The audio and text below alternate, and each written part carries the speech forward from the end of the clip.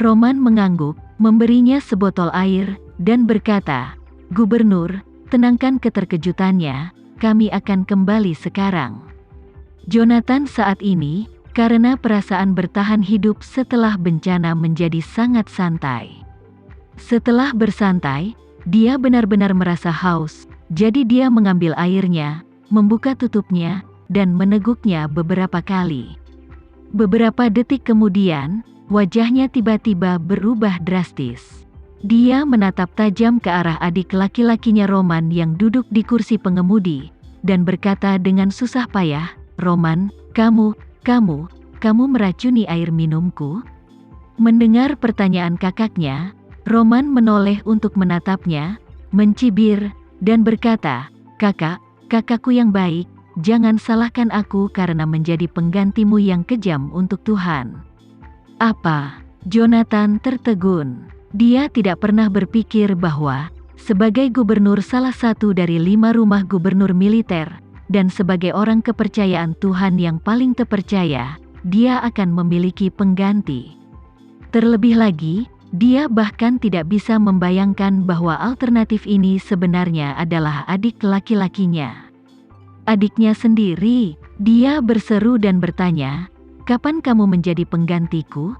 Roman tersenyum, "Sebelum kamu menjadi gubernur di mansion yang tepat, aku sudah menjadi penggantimu. Aku tahu tentang menjadi gubernur sebelummu."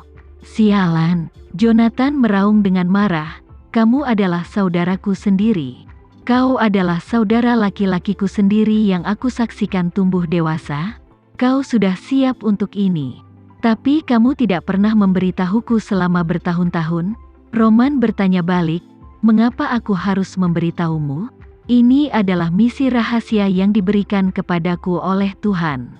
Kau dan aku semua adalah bawahan yang setia kepada Tuhan terlebih dahulu, dan saudara kedua. Jika bukan karena usahamu yang sia-sia untuk menipu Tuhan, Dia tidak akan membiarkanku menggantikanmu. Kesalahannya adalah kamu memiliki niat egois terhadap Tuhan." Jonathan ketakutan di dalam hatinya, dan berdalih, "Aku tidak seperti itu. Tuhan dihormati, dan Tuhan seperti dewa di hatiku. Bagaimana aku bisa menipu Tuhan? Masih menyesatkan." Roman berkata dengan dingin, "Kakakku, percakapan antara orang-orang di tenda tadi lebih dari itu. Kau mendengarnya sendiri, dan aku juga mendengarnya." "Apa?" Jonathan berseru seolah disambar petir, Kamu telah mengikutiku?" Roman berkata dengan ringan, menguntit tidak mungkin dilakukan.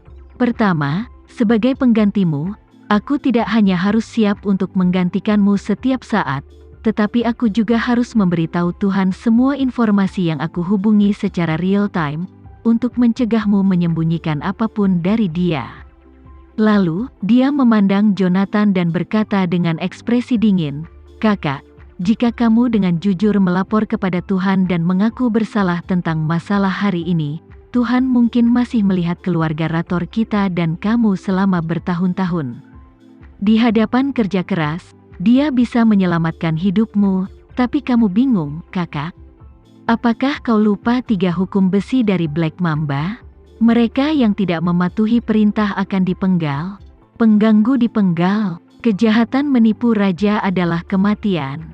Jonathan memandangnya, dan bertanya dengan gigi terkatup, "Jadi kamu tahu bahwa aku berbohong kepada Tuhan sehingga kamu tidak membantu kakakmu menyembunyikannya, tetapi kamu melaporkannya kepada Tuhan?" Roman tersenyum menghina dan berkata, "Kakakku, seperti yang baru saja aku katakan, kesetiaan kepada Tuhan adalah hal yang paling penting. Fondasi hubungan antara kau dan aku juga didasarkan pada kenyataan bahwa kau dan aku berdedikasi pada tugas-tugas kita dan setia kepada Tuhan. Jika kamu mengkhianati Tuhan, persaudaraan antara kamu dan aku secara alami akan hilang, dan kemudian kamu tidak lagi menjadi kakak laki-lakiku, tetapi musuhku dan seluruh sarang prajurit." Roman menghela nafas. Dia menarik napas dalam-dalam dan berkata dengan emosi, "Oh, kakakku, tahukah kamu bahwa aku telah menantikan hari ini datang lebih cepat daripada kamu menjadi gubernur selama lebih dari 20 tahun. Kamu juga bisa menerima ramuan yang dianugerahkan oleh Tuhan secara teratur. Jika kau berjanji untuk setia kepada Tuhan selama periode ini, kau mungkin dapat menguasai aura dalam hidupmu. Siapa yang tidak tergoda oleh godaan sebesar itu? Terlebih lagi, aku penggantimu, tidak di luar jangkauanku untuk menjadi gubernur. Selama kau dihapuskan, aku akan bertanggung jawab. Jonathan merasa sangat kesal di dalam hatinya. Dia tidak pernah berpikir bahwa adik laki-laki yang dia bawa sejak dia masih kecil dan dengan sepenuh hati membesarkan serta mendukungnya akan mengkhianatinya pada saat kritis. Pada saat ini, dia ingin melawan dan melarikan diri, tetapi dia merasa seolah-olah seluruh tubuhnya dibius sepenuhnya. Dia merosot di kursi, dan dia bahkan tidak memiliki kekuatan untuk mengangkat lengannya. Saat ini, apalagi kabur, dia bahkan tidak bisa membuka pintu mobil. Dengan air mata berlinang, dia berkata kepada Roman, "Roman, jika aku mati, Tuhan akan melatih pengganti di sisimu di masa depan. Mungkin suatu hari nanti, akhirmu akan sama denganku, dan aku akan menjadi pelajaran untukmu." "Tidak," Roman menggelengkan kepalanya, dan berkata dengan tenang, "Aku berbeda darimu, aku tidak akan pernah mengkhianati Tuhan." Roman berkata lagi, "Jika aku melakukannya dengan baik, Tuhan menghadiahiku, aku akan menerimanya. Jika aku tidak melakukannya dengan baik, Tuhan akan menghukumku, aku akan menerima hukuman, tetapi aku tidak akan pernah membohonginya untuk menghindari hukuman." Roman memandang Jonathan dengan sedikit sarkasme di ekspresinya dan berkata, "Saudaraku, kesalahanmu adalah kamu tidak memiliki sepengetahuanku.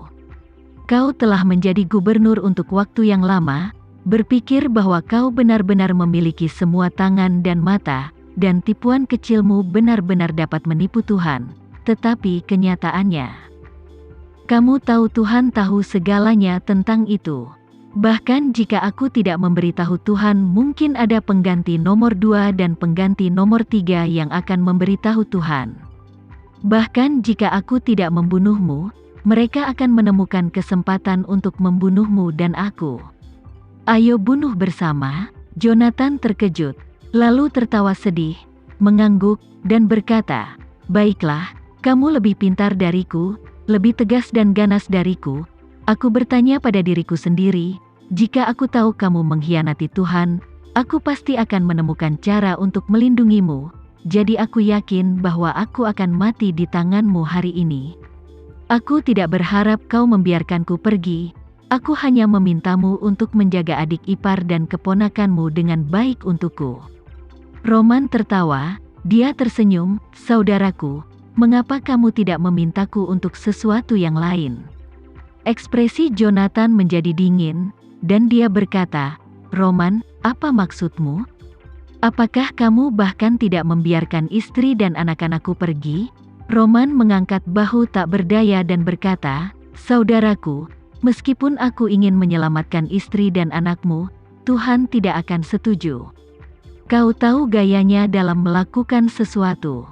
Dia akan melakukan segalanya tanpa meninggalkan masalah di masa depan. Aku akan membunuhmu hari ini. Tidak peduli bagaimana aku mengarang cerita dengan istri dan anak-anakmu setelah aku kembali, selama mereka tidak melihatmu hidup kembali, mereka akan menebak bahwa aku membunuhmu, dan mereka pasti akan membenciku dan Tuhan sampai ke tulang. Itu adalah bahaya tersembunyi yang sangat besar bagi mereka yang melawan Black Mamba." Berbicara tentang ini, Roman berhenti sejenak, memandang John, tersenyum, dan berkata, "Saudaraku, maksud Tuhan adalah tidak hanya memotong rumput untuk menyingkirkan akarnya." Jonathan benar-benar pingsan. Dia tidak pernah menyangka bahwa satu pikiran dalam benaknya akan mendorong dirinya, istrinya, dan anak-anaknya ke dalam jurang kehancuran abadi. Dia langsung menangis, dan memohon, "Roman, aku mohon kau untuk meninggalkanku garis keturunan, bahkan jika aku memiliki seorang putra." Roman menggelengkan kepalanya, dan berkata dengan dingin, "Saudaraku, aku akan meninggalkanmu garis keturunan. Setelah itu, Siapa yang harus aku minta untuk meninggalkanku garis keturunan? Jonathan menangis dengan getir. Aku ingin berbicara dengan Tuhan. Dia juga memiliki darah keluarga Rator yang mengalir di tubuhnya. Kita semua dari klan yang sama. Dia tidak bisa membunuhku seperti ini. Jonathan menatap adik laki-lakinya tanpa berkedip dengan mata merahnya dan memohon dengan nada yang sangat rendah hati, "Roman, saudaraku yang baik, aku mohon. Aku merawatmu selama setengah hidupku. Tolong jaga aku. Aku ingin dimakamkan bersama istri dan anak-anakku. Aku tidak pernah memohon kepadamu seumur hidupku. Ini adalah permintaan terakhirku sebelum aku mati." Petik 2.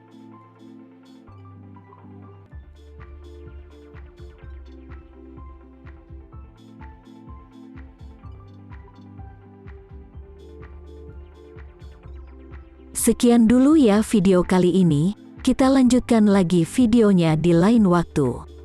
Oh iya, bagaimana menurut kalian? Semoga bisa sedikit menghibur kalian semua. Untuk teman-teman yang baru nonton, jangan lupa subscribe ya, hehehe. Dan kalau teman-teman ada yang ingin gabung langganan, bisa langsung gabung saja untuk dapat fitur yang menarik dan sedikit membantu Mimin. Terima kasih banyak sudah menonton, sampai jumpa lagi, bye.